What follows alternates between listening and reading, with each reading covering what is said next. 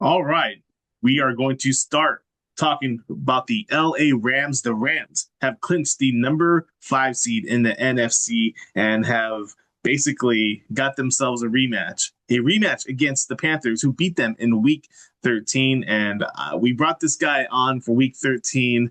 He is one of the biggest Panthers fans that I know. I don't know why he's a Panthers fan, but from wrestling with Ryan Hernandez wearing his who's that? Number 22, It's Kish McCaffrey. McCaffrey. Yep, McCaffrey. He's wearing his jersey right now. Still don't understand why you're a Panthers fan, but I thought I told you before. you did, but because of that bum. What's his name? What's his name? Cam Newton. I know his name.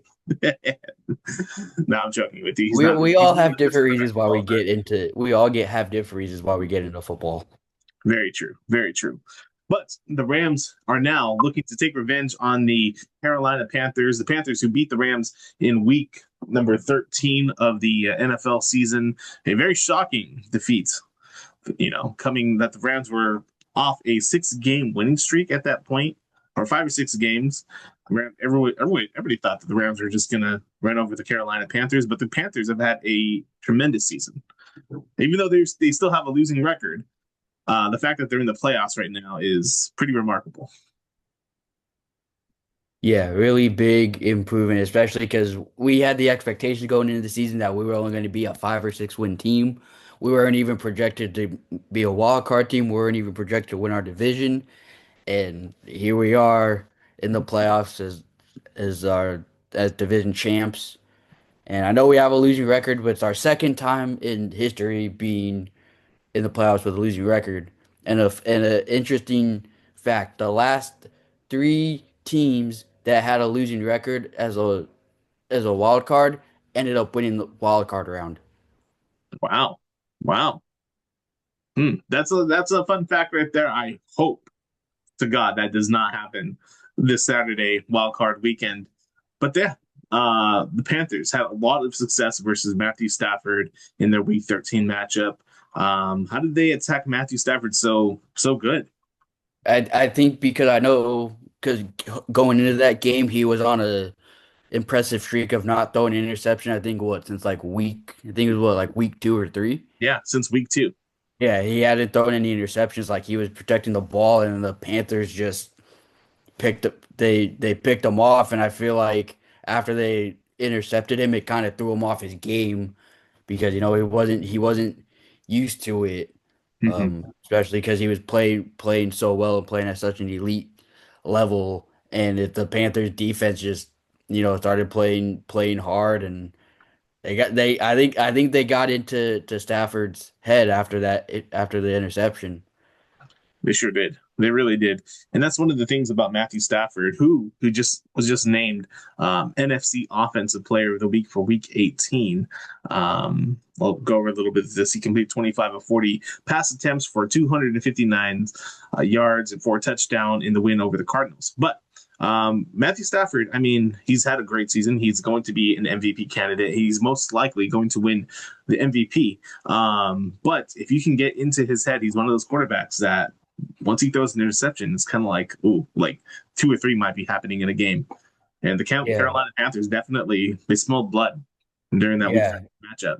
And I know there have been previous seasons. I think it was a couple seasons ago where Matthew Stafford actually led the league in interceptions thrown. Right. I mean, he still had a good season. He still threw more touchdowns than interceptions, but that goes to show you, like, oh, look, he's leading the league in interceptions, and that's a little like, a little question mark. But he's always been able to bounce back and recover. So I think that's the key for us heading into this wild card game. I think the Panthers defense just needs to really put the pressure on Stafford Yeah. because I feel like if we put pressure on Stafford and we can take him out of his game, Right. I feel like we have a real chance. Yeah.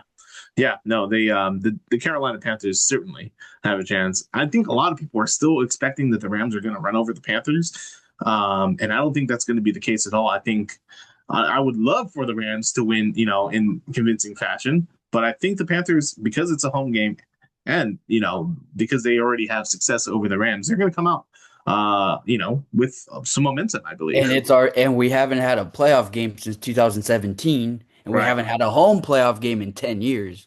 So I Right. feel like because of that, we're going to be coming in like really hot because it's like this is our first home playoff game in 10 years. They want to make it count. Right. Um, so yeah, so I think it's going to be a much closer competitive game than most people think. Hmm. I think it go either way. Obviously, I want the Panthers to win, but I think this is a game that could go either either way. And so yeah, it should be a good game. And I know I said we need to put pressure on Stafford and slow him down, but we really need to slow down Puka Nacua because if he goes off, I then mean, yeah. then it could look pretty ugly. Look, Puka Nakua has been by far the best wide receiver in the NFL this season, and he is tearing it up, especially with Devontae Adams being out. Puka Nakua hasn't lost a step, and in fact, he's even gotten better with having basically the whole field to himself. Yeah, But he's basically because this is what year three in the league for him. yeah, year three. He's been getting better each and every year. Like Mhm. he's yeah, he's definitely going to be a star for years to come. Right. But the Rams will have Devontae Adams back in time for Saturday's game. Devontae Adams, he wanted to play in their final game against the Cardinals. We ended up sitting him out, and I guess he was pissed off that he couldn't play. But precautionary reasons, the Rams sat him out just to get him fully ready for Saturday's wildcard game. But we are having Devontae Adams back, and that's going to make a huge difference for the Rams. But they're also getting back tight end Terrence Ferguson. He's had a hamstring injury, and then offensive lineman Kevin Dotson as well. So those three guys as well. Also, Quentin Lake, a huge factor for the Rams defense. Safety Quentin Lake has had an amazing Quin- season on the defensive side, and so Quentin Lake, ex UCLA Bruin. right, yeah, definitely. Yeah, so getting those guys back will make a huge defense for the Rams on defense for the secondary in Quentin Lake, and then on offense, getting Devontae Adams back, and then also just getting our O line back as well. Yeah, Everything's kind of falling in place for the Rams. What it's- do the Panthers have coming into this game injury wise? I know currently on the injury report they have two players. They have a Bobby Brown the third, a defensive tackle, and concussion. Robert Rochelle, a corner concussion, and then Claudine Cherolis, a linebacker, has a calf ankle injury. Mm, Tershawn Wharton has a hamstring. Robert Hunt has a bicep injury, but he was a full participant, as was Wharton, and Chandler Zavala, the guard, has calf, but he was a full participant. yeah, Well, yeah. So the last four I mentioned were all full participants in practice, and the first two were limited participants because of a concussion. And then recently, the Panthers just activated wide receiver David Moore from injured reserve, and they released wide receiver Hunter Renfrow and safety Damani Richardson. so even though the Panthers are banged up right now, the Panthers are still going to come in, with some reinforcements back. We still have Tet McMillan, who's probably gonna win Offensive Rookie of the Year Mhm. because he had a great season. Only he became just the second Panthers rookie in franchise history to record 1,000 yards. Mm, He had 7 touchdowns, which led all rookies this year. He had 1,014 receiving yards, which led all rookies this year. So Tet McMillan is definitely going to be a threat, especially deep ball. Like he can make plays. So we have Tet McMillan, and then of course we have Rico Dowdle, who hasn't been playing at his best, but when you get him going, it's scary because we are a run first team, and so I feel like if they get Rico Dowdle and Chuba Hubbard going, then the Rams need to be prepared for the ground attack. yeah. We are a run first team. Hmm. Um, And that's something the Rams have struggled on in recent games. I mean, look at the run that in the Falcons game was a 93-yard run by what's his name, Bijan Robinson. John Robinson. A Yeah, 93-yard run. I mean, that's when for a team that's being known for their defense like the Rams are, and they have young guns. Um, it's not good when you allow something like that to happen. So that the Rams are going to be very very careful on that front.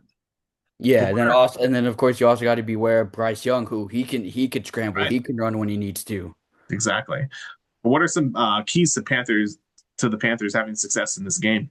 So I think some keys is we have to see Bryce Young play, you know, safe and consistent football because I he's been inconsistent, but he's also been consistent. Especially, it's like this is a crazy fact. He has 14 career wins. 12 of those are are game-winning drives in the fourth quarter or overtime. Right. Wow. So that also goes to show you like he does his best in clutch situations. So I think Bryce Young needs to play a safe game, be turnover free because he does throw some costly interceptions. And I think we got to get the run game going. Spread the football out. You know, we have Ted McMillan, and we have Jalen Coker, undrafted, but he's a stud. Hopefully, we our some our tight ends have been stepping up. Uh, I think Mitchell Evans and Tommy Tremble, so they've been stepping up. So I think really we just need to spread the ball around. Bryce Young needs to protect the football, get the ground game going, and I like I said, I think we have a chance if we can hit the nail on all those things and special teams because our special teams struggled last week against the Buccaneers. So hopefully our special teams can, keep the Rams in check. Right, definitely. Special teams has been one of the most flawed areas for the Rams all season long. We even fired our special teams coach midway throughout the season, pretty recently actually. Not even midway, like with like 2 or 3 games left in the regular season, we fired him. So special teams is one of the areas where, when it comes down to it, we're gonna have to make sure we're utilizing. I think keys for the Rams is I think Matthew Stafford is unafraid of throwing any pass. But if he gets picked off, I think that's going to change the momentum of the game. But also the run game, having Blake Horn and Kyron Williams both back and forth in the huddles, I think that's going to be key because once you establish a good run game, that's going to open up so many things for Puka Nacua and for Devontae Adams and the rest of the gang there. So, and not only that, Tyler Higbee had a pretty good game Yeah. Sunday. Yeah, because yeah, we were watching the game. Yeah, Tyler Higbee looked like the Tyler Higbee of old pre ACL Yeah. injury. Exactly. Yeah. And these guys on the defensive side as well. Yeah, Landman, Quentin Lake, these guys are gonna have to show up, all of them really. So it's gonna be a group effort You to got get Byron Young and Jared Verse. exactly. Yeah. Those are two I mean, studs those guys are just on like they're defense. the anchors of the defense. Yeah, those are two studs on defense. So if you can get them going, they fire up the entire Rams defense. Right. Exactly. Exactly. But prediction time, what do you think the score is going to be? So obviously, because I'm a Panthers fan, I'm going in the direction of the Panthers. But I like we both said, I do think this game is going to be a lot closer than people think. I think it's going to be a lot more competitive, and I also think it could be a defensive game as well. Mm-hmm. So I'm going to say that it's going to be, I'm going to say 34-31 Panthers. 34-31. Oof. Wow. Because the last game we played was 31-28 Panthers. Yeah.